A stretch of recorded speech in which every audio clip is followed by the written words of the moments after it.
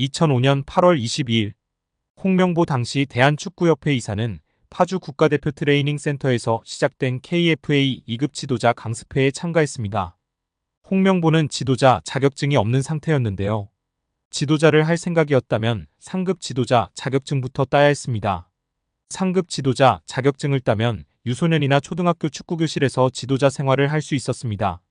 2급 지도자 자격증을 따려면 상급을 따고 2년이 지나야 했습니다. 하지만 홍명보에겐 예외 조항이 적용됐습니다. 협회는 국가대표팀에서 A매치 20경기 이상을 소화하거나 K리그 100경기 이상 출전한 경력자들에 한해서는 상급 지도자 자격증 없이 바로 2급 지도자 자격증을 딸 수 있게 했습니다. 2005년 9월 26일 협회는 딕 아드보카트 한국 축구 대표팀 신인 감독을 보좌할 코치 중 한 명으로 홍명보를 택했습니다. 지도자 자격증이라곤 전무했던 홍명보가 2급 지도자 자격증을 딴 지 3주 만이었습니다. 자격 논란이 불거졌습니다. 2급 지도자 자격증을 보유한 자는 중학교나 고등학교 팀만 지도할 수 있었는데요.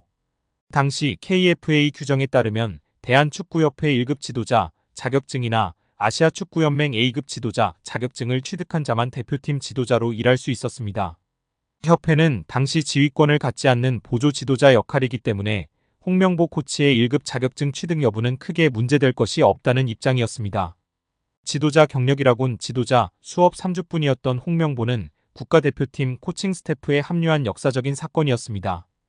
홍명보는 국가대표팀 코치를 맡은 지 1년이 채 지나지 않아 2006 독일 월드컵을 치렀습니다. 홍명보에게 국가대표팀 코치로 지도자 생활을 시작해 월드컵을 경험하는 데까지 필요했던 시간은 단 9개월이었습니다. 누군가는 평생의 꿈이 될 수 있는 월드컵을 경험하는데 홍명보는 속성 자격증 취득부터 돈으로 살 수 없는 월드컵 코치 경험까지 정말 대단합니다. 이후에도 홍명보는 탄탄대로였습니다. 홍명보는 2006 독일 월드컵 후에도 국가대표팀에 남았는데요. 홍명보는 국가대표팀 코치로 2007 아시아축구연맹 아시안컵, 2008 베이징 올림픽을 차례로 경험했습니다. 2006 독일 월드컵 16강 진출 실패, 2007 아시안컵 3위 및 음주 파문, 2008 베이징 올림픽 조별리그 탈락 등 대표팀은 실패를 거듭했지만 홍명보가 책임질 건 없었습니다. 홍명보는 2008 베이징 올림픽을 마친 후 감독 생활을 시작했습니다. 많은 축구팬들이 알고 계신 것처럼 2010 광저우 아시안게임에서 한국은 한 수 아래로 평가받았던 UAE와의 준결승전에서 연장 접전 끝에 0대1로 졌습니다. 한국은 이 대회에서 3위에 머물며 홍명보의 경질이 예상되었습니다. 그러나 놀랍게도 홍명보는 경질되지 않았습니다. 아시안게임은 금메달이 아니면 의미가 없는 게 분명했고 지난 2002년 부산 아시안게임에서 3위를 한 박항서 감독이 경질되었던 사례가 있기에 명분은 차고도 넘쳤습니다. 그러나 협회는 홍명보를 경질하지 않았습니다. 심지어 2014년 브라질 월드컵에서는 본선 1승도 거두지 못하고 탈락했는데도 협회는 재신임을 발표했었습니다. 결국 여론의 반발이 점점 커지자 기자회견을 열어 자진 사퇴했었습니다. 이후 협회는 2017년 홍명보를 행정총괄 책임자인 전무이사로 내정했습니다. 당시 홍명보는 행정 경험이 전무했었습니다. 이렇게 협회와 홍명보는 아주 끈끈한 관계였으며 증명 없이도 임기를 보장받았었고 낙하산으로만 채용되었던 홍명보였습니다. 한국 축구에서 학명으로 가장 두드러진 인물이 바로 지금 이 시끄러운 와중에 축구 대표팀 감독을 맡은 홍명보 감독입니다. 박종환 감독이 대표팀을 이끌던 1995년 한국팀은 코리아컵 준결승전에서 예선에서 쉽게 승리했던 잠비아에 패했습니다. 그런데 이 경기 전날 박 감독의 억압적이고 비인격적 훈련에 불만을 품고 있던 홍명보, 황선홍 등 주전 선수들이 경기 전날 술집에서 대취할 정도로 술을 마신 사실이 언론에 보도가 돼 난리가 났습니다. 그래서 홍명보 선수 등은 징계 위기에 처했는데 이들은 그 제보자로 박 감독을 꼽았고 언젠가 안 갚음하리라 맹세했다고 합니다. 다음해 아시안컵 8강대 이란전에서 한국은 6대2로 참패하였습니다. 유례를 찾기 힘든 처참한 패배입니다. 특히 전반에 2대1로 앞서고 있었는데 휴식 시간 라커룸에서 무슨 일이 있었는지 후반에만 연속으로 5골을 먹은 것입니다. 당사자들은 부인하지만 이 사건은 축구계뿐 아니라 축구팬들도 의혹을 거두지 않고 있습니다. 박 감독은 결국 감독에서 물러났고 당시를 회상하며 자살까지도 생각했을 만큼 개인적으로도 충격이 컸다고 했습니다. 한국이 참패를 당하자 국내 언론들은 11회를 이끌고 있는 홍명보가 태업을 이끌었다. 박종환 감독을 끌어내리기 위해 선수들이 태업을 했다라는 등의 뒷말들이 나돌기는 했지만 끝내 참패 원인의 진실은 밝혀지지 않았습니다. 당시 한 언론은 홍명보 선수가 과학적이고 체계적으로 지도하는 감독을 원한다며 스파르타식 훈련을 고집하는 박종환 감독에게 노골적인 반기를 들었지만 누구보다도 체계적으로 지도했던 아나톨리 비쇼베츠 전 감독에게도 노골적인 불만을 터뜨렸다고 전했습니다. 조중현 당시 KBS 해설위원조차 홍명보가 선수로서의 본분을 망각한 것 같다. 옛날에는 감독의 그림자도 밟지 않았는데 어쩌다 이 지경이 됐는지 모르겠다고 개탄했다고 합니다.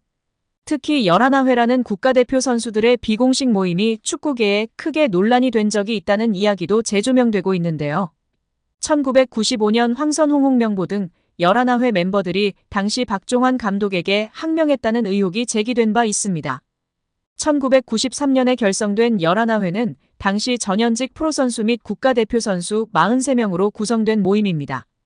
이 모임의 회장을 맡고 있었던 하석주 전 전남 감독은 2013년 한 매체와의 인터뷰에서 11회는 그냥 봉사단체라고 말한 바 있었습니다. 박문성 위원은 3일 CBS의 김현정의 뉴스쇼에 출연해 최근 국제축구연맹 피파가 정치적 간섭과 관련해 징계를 받을 수 있다는 경고성 공문을 보냈다는 사실이 알려진 것에 대해 예상했던 대한축구협회의 대응이었다. 축구협회가 마지막으로 쓸 수 있는 카드를 썼다고 말했습니다. 앞서 피파는 축구협회가 문화체육관광부와 국회 문화체육관광위원회로부터 여러 의혹을 받고 있는 상황에 대해 눈여겨보고 있다는 공문을 발송한 것으로 알려졌습니다. 피파 정관 제14조에는 제3자의 간섭을 받아서 안 된다. 또 제15조에는 어떠한 정치적 간섭으로부터도 독립돼야 한다고 명시돼 있습니다. 이를 위반할 경우 축구협회는 자격정지 등 징계를 받을 수 있는데요. 자칫 피파가 주관하는 모든 대회 출전마저 금지될 수 있습니다. 예를 들면 한국이 월드컵에도 못 나갈 수도 있습니다. 박문성 위원은 이와 관련하여 타이밍에 맞춰서 계속 이 얘기를 하고 있다. 문체부가 감사 들어간다고 했더니 그때도 미디어에 이걸 흘렸다. 그 다음에 국회가 현안 질의한다고 할 때 또 올린다며 문체부가 발표하는 날 끝나니깐 이걸 또 흘렸다. 그래서 제가 별로 놀라지 않았다. 예상했던 카드라고 말했습니다. 이어 피파는 각 나라의 축구협회가 독립적으로 자율적으로 운영되는 걸 얘기한다. 그런데 인사권의 외부의 힘이 특히 정치 사이드 쪽에서 뭔가를 들어와서 하는 거에 대해서 굉장히 좀 심각하게 바라보는 게 있다. 제재를 내린다. 그거를 문체부도 알고 있다고 설명했습니다. 실제로 지난 2015년 쿠웨이트 대표팀이 월드컵 예선에서 몰수패 처리를 당한 바 있는데요. 당시 쿠웨이트 정부가 스포츠기구의 인사권에 개입할 수 있게 법을 고치자 피파는 자격정지 처분을 내렸습니다. 인도네시아도 해당 사항 등을 위반했다는 이유로 피파 징계를 받은 바 있습니다. 하지만 박문성 위원은 인도네시아는 피파 대회 개최권을 얻었는데 참가팀인 이스라엘을 종교 정치적 문제로 거부를 했다. 당연히 문제가 됐다며 피파는 외부의 힘이나 정치의 개입, 이런 것들 때문에 월드컵 등 제재를 세게 내릴 때는 정부가 축구협회를 강제 해산 아니면 회장 선거에 부당하게 개입, 그 다음에 인사권이나 돈재정 문제를 통제하는 법을 만들 때 등 외부의 힘, 정부나 정치가 축구협회를 완전히 종속 지배할 경우라고 주장했습니다. 현재 축협이 감사 현안 질의 등은 전혀 해당되지 않는 사항입니다.